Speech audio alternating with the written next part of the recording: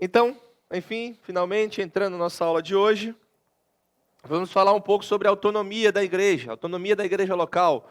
E como eu ia dizendo, é um dos distintivos de uma igreja batista. Mas antes de falar os conceitos aqui, eu queria perguntar para você, o que você acha que é a autonomia da igreja? O que você acha que é esse distintivo batista? Autonomia da igreja local. Quem pode contribuir? Vitor, pode falar.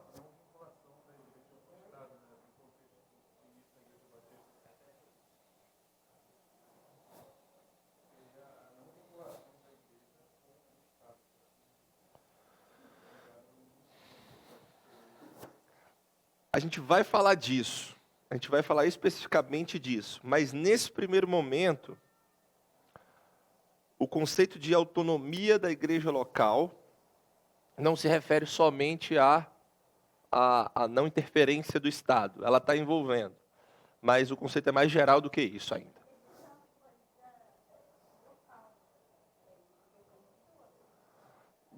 Isso, é por aí, Janice, é por aí. A igreja local, ela toma suas decisões independente de uma organização externa, vamos dizer assim. Quem pode contribuir mais? Quem acha? Quem sabe o que é autonomia da igreja ou tem uma noção do que seria a autonomia da igreja? Queiroz, pode falar. Pode ir falando, gente.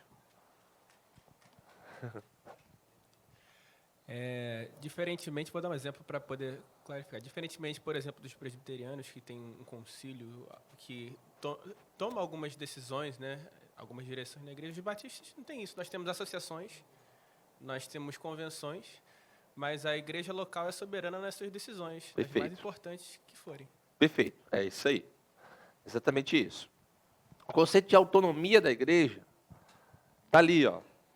Reflete muito o que o Mateus falou. Cada igreja é livre para determinar a sua própria agenda, independentemente de qualquer coerção eclesiástica externa. A Janice também falou um pouco disso.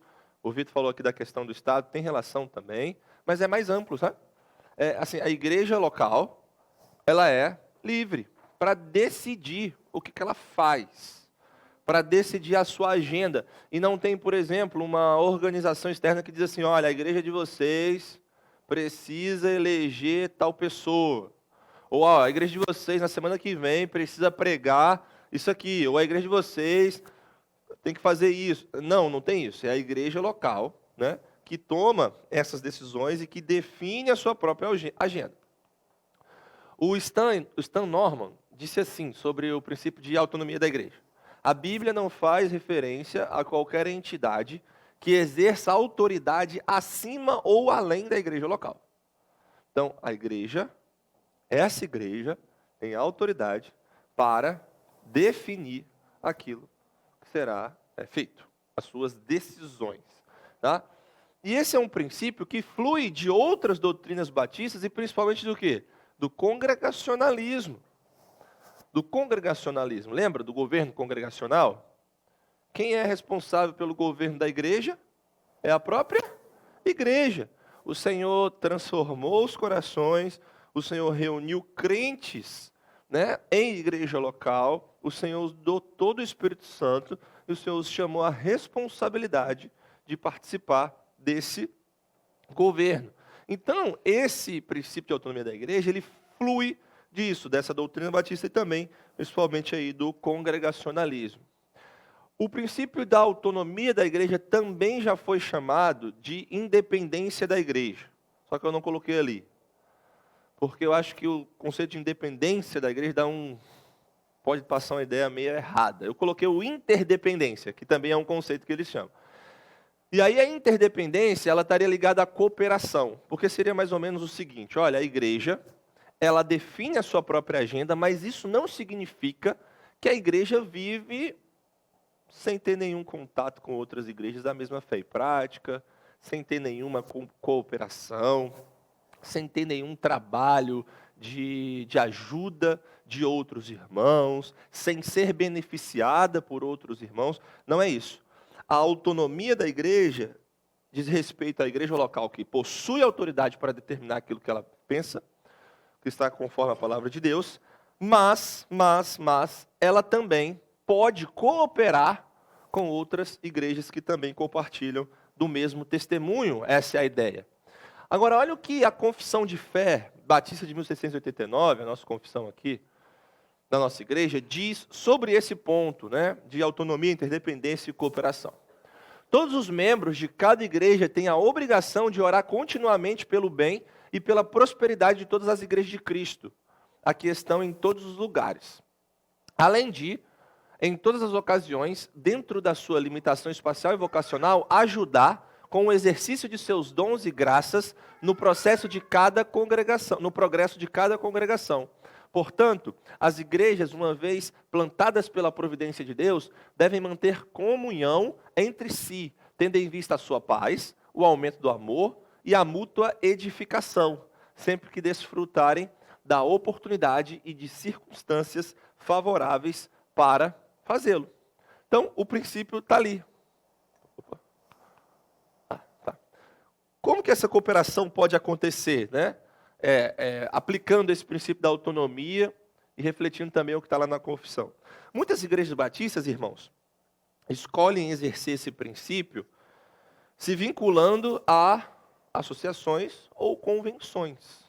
E ali, por meio da associação, né, ou convenção, a igreja pode se unir a outras igrejas no trabalho em específico. Por exemplo, vamos dizer que tem um trabalho missionário grande, uma convenção sustenta vários missionários.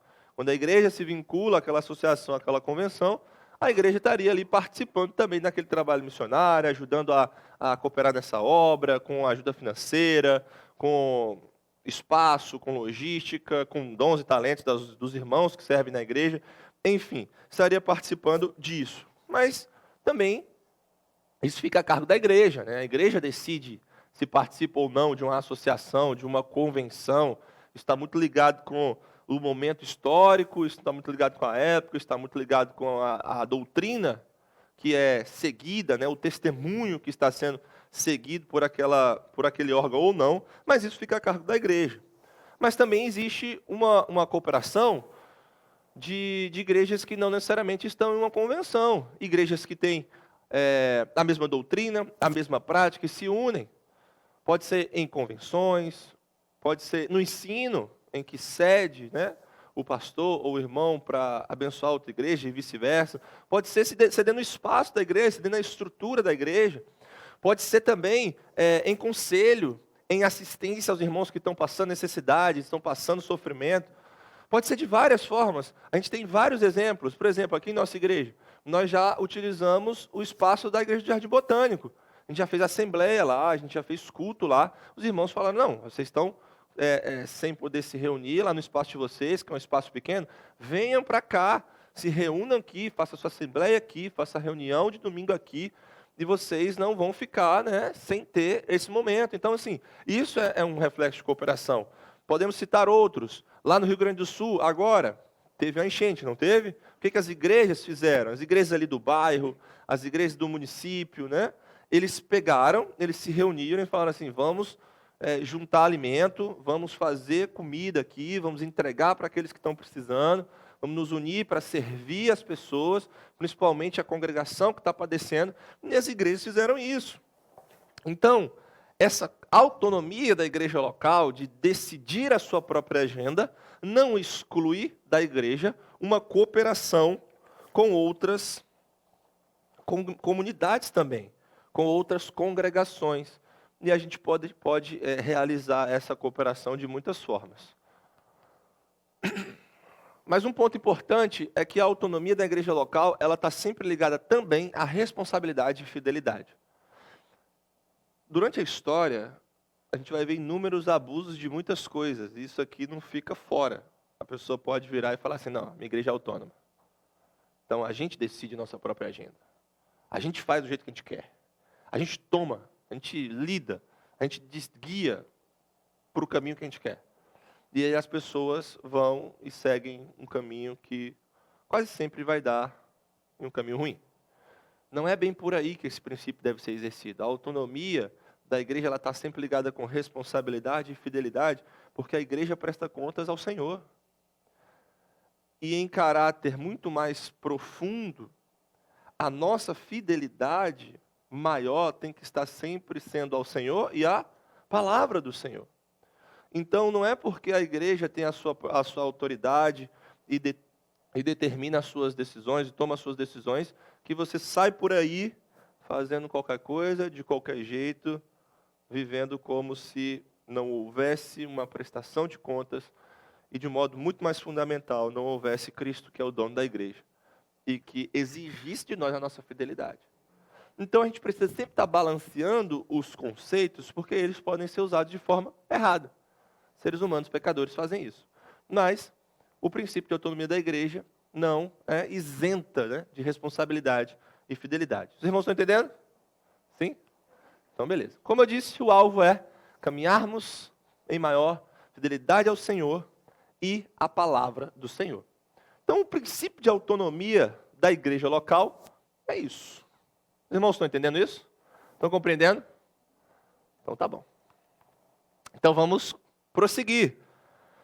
Liberdade religiosa. Como assim, Jonatas? Os batistas falando sobre liberdade religiosa? O que quer dizer isso? O que eu quero dizer com isso? Quando eu trago esse distintivo aqui para os irmãos. Eu quero dizer o seguinte: a liberdade de consciência é uma ênfase batista desde o início da sua história. Então, os batistas, desde a sua origem, eles, claro, sentados nos ombros de gigantes, de cristãos que vieram antes deles, e a gente vai ver um pouco disso aqui, eles afirmaram que todas as pessoas precisam ter liberdade de consciência. Isso é um direito. Isso é um direito da pessoa. E essa liberdade de consciência já foi descrita também pelos cristãos ou pelos batistas, né, como liberdade religiosa ou liberdade de alma. E o que seria isso? O que seria esse conceito? Seria isso aí, ó. Liberdade de consciência é a crença de que cada pessoa é livre para seguir a sua consciência em questões religiosas, sem qualquer coerção humana. Aqui entra mais aquilo que o Vitor falou no início, né? As pessoas, elas são livres, e isso é um direito que elas têm, de seguir a própria consciência sem interferência do Estado, por exemplo. Sem interferência do rei, sem interferência do imperador, sem interferência do presidente, sem interferência de alguém falando para você assim, ó, você precisa se dobrar. Lembram lá de Daniel? Lembra? Quando tocar a trombeta, quando tocar a música, todo mundo tem que se dobrar. Não, a gente luta contra isso, mas luta para que as consciências sejam livres e as pessoas na questão de religião e de adoração não tenham coerção humana, tá? E aí, nesse sentido, né, o princípio da liberdade religiosa, ele vai desaguar aonde? Na separação formal entre igreja e Estado. Então, embora muitos cristãos, né, viveram em contextos diferentes de nós, hoje a gente vê isso mais claramente, nessa separação entre igreja e Estado, mas, embora muitos batistas viveram em outros contextos, nos quais não havia essa separação, tradicionalmente eles defendiam essa liberdade religiosa, essa liberdade de consciência para todas as pessoas em uma igreja livre e em um Estado livre. Na verdade, historiadores mostram, né, e aqui eu estou me embasando naquele livro que foi lançado em português recentemente, História dos Batistas. Eles dizem que nos últimos 4 séculos não teve um grupo que lutou mais por isso do que os batistas, por exemplo. Para que as pessoas tenham liberdade, e isso significa uma igreja livre em um Estado livre. Tá? Isso tem muita conexão com isso aí, ó. Como eu acabei de dizer, uma liberdade religiosa para todas, né, as pessoas, e que elas também tenham um Estado que os proteja no exercício das suas consciências e não simplesmente exerçam uma coerção ali para que elas pensem de um jeito e exerçam a sua fé daquele jeito. É importante notar também, irmãos, que os batistas eles sempre ligaram a liberdade religiosa, o evangelismo e missões. Isso é muito interessante, é uma ênfase batista durante a história, né?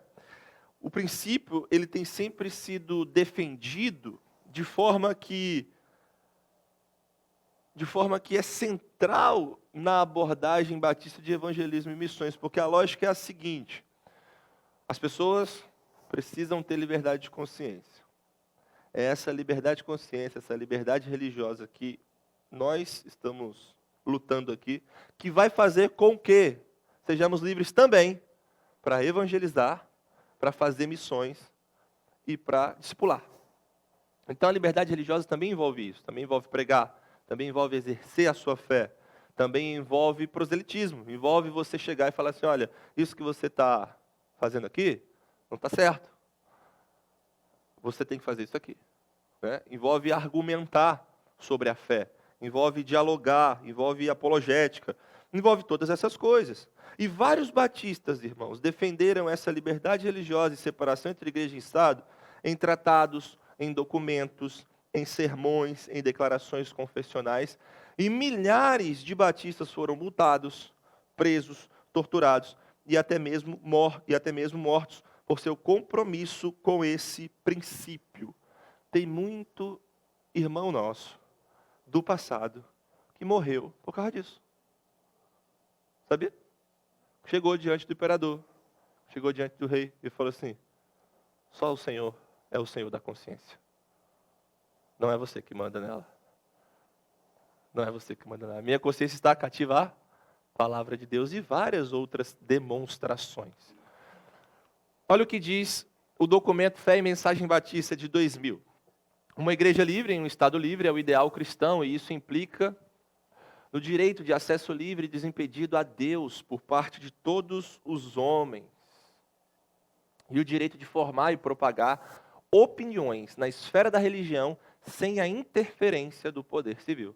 Agora olha a data, 2000, né? Agora olha só o que esse camarada aqui, o John Leland, em 1791 falou. O governo não tem mais a ver com as opiniões religiosas dos homens do que com os princípios da matemática. Que todo homem fale livremente e sem medo, mantendo os princípios nos quais ele crê, adore de acordo com a sua própria fé, seja um Deus, 3 deuses, nenhum Deus ou 20 deuses.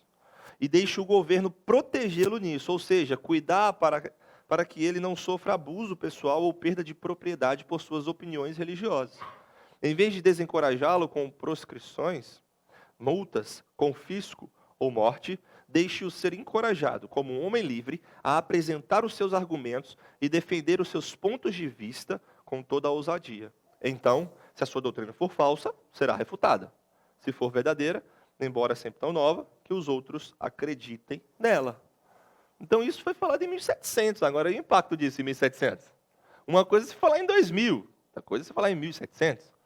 Mas o princípio, essa luta pela liberdade religiosa, pela liberdade do exercício da consciência, já estava ali, é isso que eu quero passar aqui para vocês. Tá?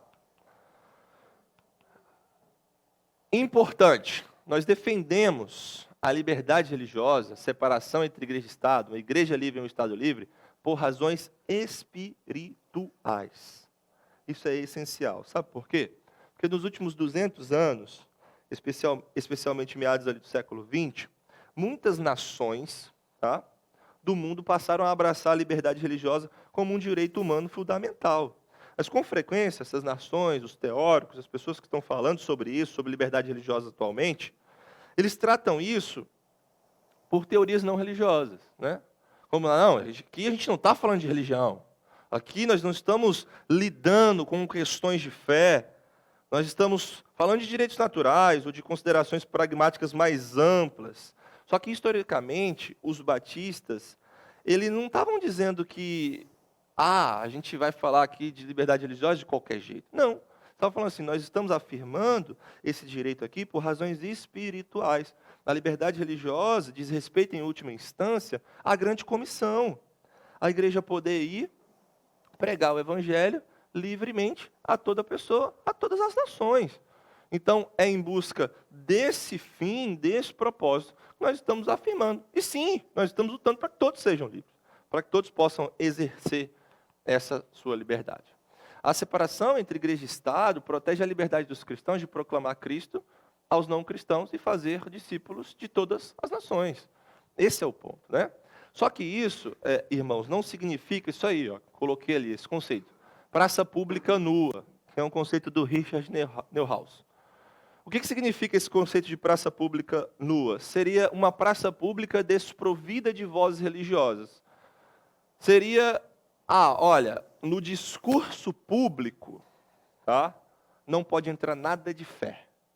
Não pode entrar nada de religião. Não, nós falamos sobre a liberdade religiosa, sobre a separação de igreja e Estado, mas isso não significa que isso não tenha total relação com a fé. Isso não significa que dentro do discurso público, dentro da arena pública, não possa haver qualquer discurso, qualquer influência ou qualquer argumentação religiosa. Não é isso que os batistas defendem, né? Embora muitos batistas apliquem o conceito das mais diversas formas, todos concordam no seguinte: o cristão tem que ser sal e luz. O cristão tem que ser sal e luz. E ele tem que ser sal e luz onde ele estiver. Seja dentro da igreja, seja fora da igreja.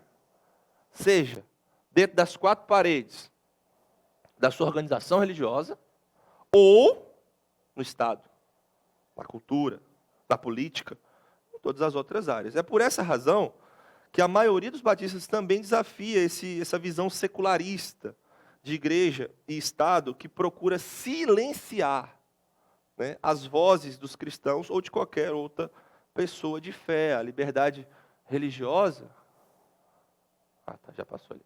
A liberdade religiosa, ela não é um fim em si mesma, né? Como foi mostrado, como eu falei também, os batistas eles estão dispostos a cooperar com outros grupos, né, que valorizam a liberdade religiosa e a defender os direitos de todas as pessoas de seguir as suas próprias consciências nas questões espirituais, mas nós não fazemos isso como um fim em si mesmo ou por razões secularistas. Nós fazemos isso alicerçados na palavra de Deus. Estão entendendo? Estão entendendo? Diferente, né, daquilo que nós temos visto até aqui. Estamos falando de presbíteros, de diáconos, agora a gente fala de liberdade religiosa, de arena pública, mas é um aspecto importante também para a gente aprender, para a gente saber. É por isso que eu trouxe um fragmento, ele é até grande, né? O artigo ali, Antecedentes Históricos do Conceito de Liberdade de Religião ou Crença no Ocidente. Eu trouxe um fragmento desse artigo para os irmãos terem uma noção, tá, do impacto, da influência, tá, dos cristãos no desenvolvimento do conceito de liberdade religiosa. Tá? São bases para a liberdade religiosa e destaca, né, a influência essencial dos cristãos no desenvolvimento desse conceito. Por que eu trouxe isso aqui? Porque está sendo muito falado hoje em dia e está fica na boca aí do povo que fala mal da igreja, né? Que não, o conceito de liberdade religiosa foi criado pelo iluminismo. E é isso, foi os ideais iluministas. Liberdade, igualdade, fraternidade, que trouxe esse conceito. E esse artigo ele vem falando que não, né? Essas bases já foram postas pelos cristãos do passado.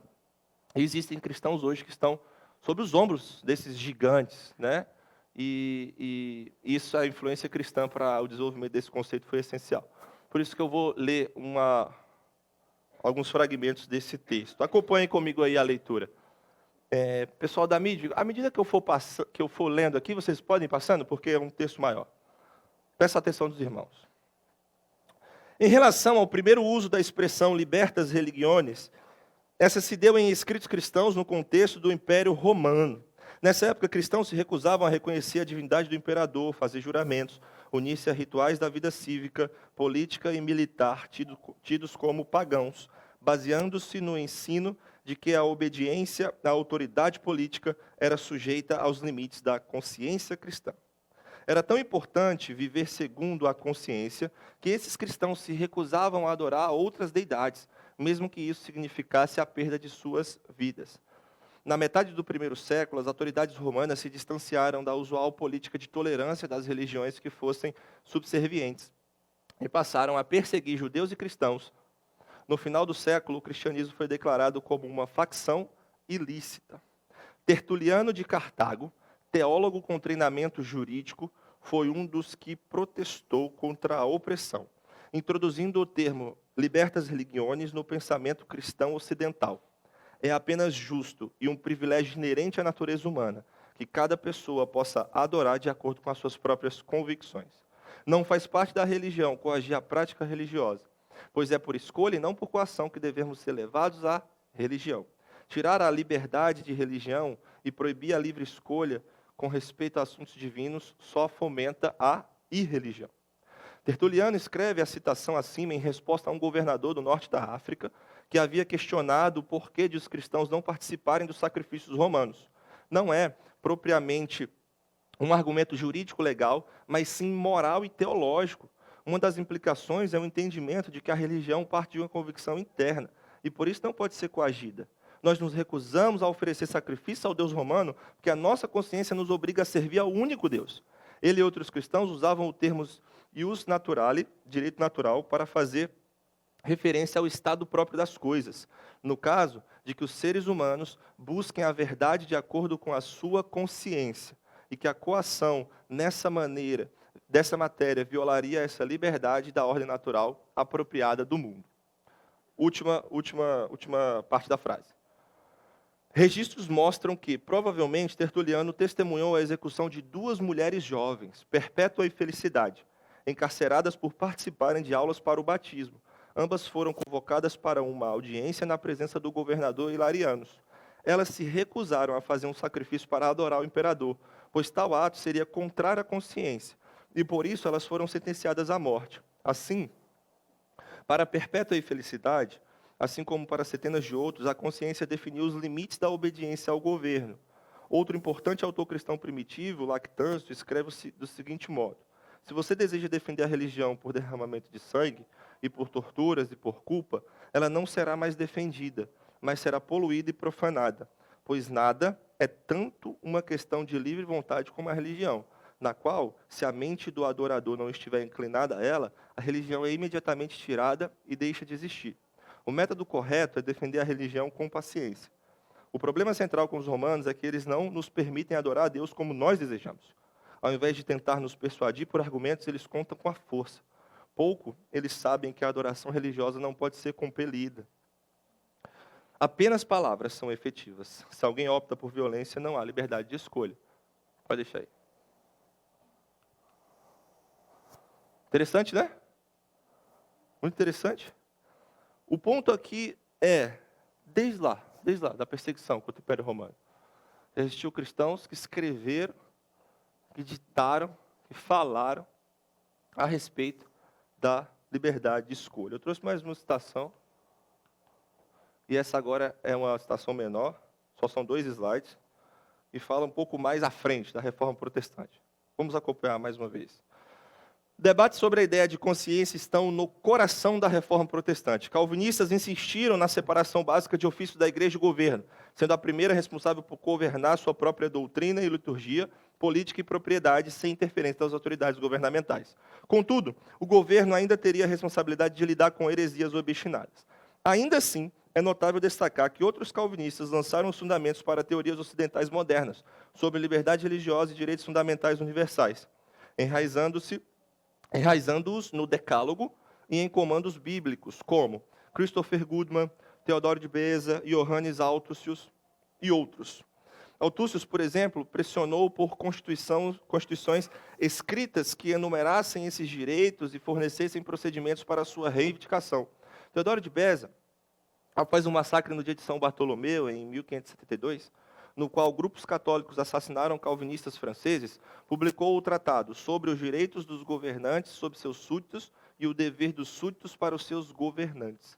Nele, Beza argumenta que o direito natural de consciência deveria ser protegido pelo governo, cunhando a ideia de que o governo teria o dever de proteger certos direitos e liberdades naturais dados por Deus a seus súditos.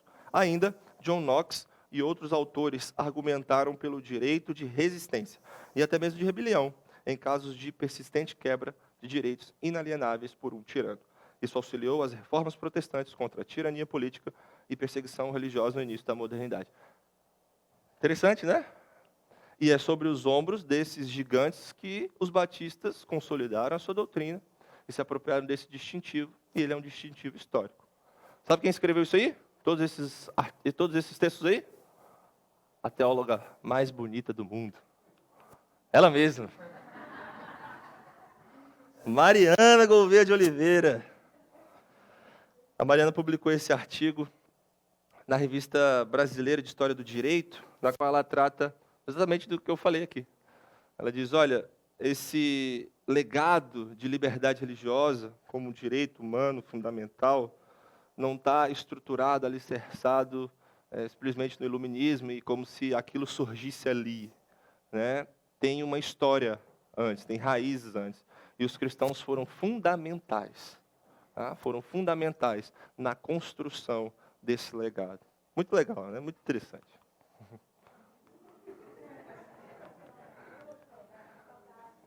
Tô com saudade, né?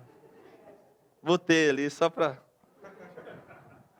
relembrar um pouquinho. É que o tema tinha tudo a ver, né? Não tinha como. Então, a conclusão do artigo da Mariana, né? E também aqui uma ligação com a nossa aula e a conclusão de nossa aula também, é isso aí. O desenvolvimento histórico mostra que os primórdios da noção de liberdade religiosa no Ocidente se encontram em escritos cristãos, o que confirma que esse direito não foi criado pelo iluminismo secular europeu ou americano sem raízes que os antecedessem. Ela também diz que a liberdade de consciência se expressa em liberdade de exercício da religião. Significa que você tem o direito de ir para o culto, de ir para a igreja e de exercer o discurso religioso, a religião, seja lá onde você estiver. E a ligação com a nossa aula, os batistas estão nos ombros dos gigantes e levaram à frente o legado da liberdade religiosa. E esse se tornou, historicamente, também um dos nossos distintivos. Você sabia disso? Não? Agora está sabendo. Então, agora está sabendo. Esses são os dois conceitos. Autonomia da igreja local, tá? E liberdade religiosa. Sempre quando você ouvir liberdade religiosa, você liga. Liberdade de consciência e todas as coisas que a gente falou aqui. Separação de igreja e Estado e tudo mais. Essas coisas estão relacionadas. Ok? Ok.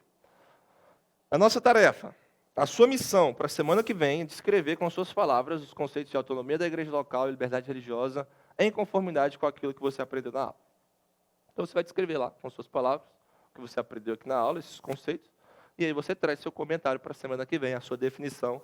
Quem sabe a sua definição não estará aqui na próxima aula, e uma fotinha sua vai aparecer ali na tela. Ok, gente? Incentivo mais uma vez os irmãos a lerem o material. Essas e outras frases, outros fragmentos estarão lá também, tá?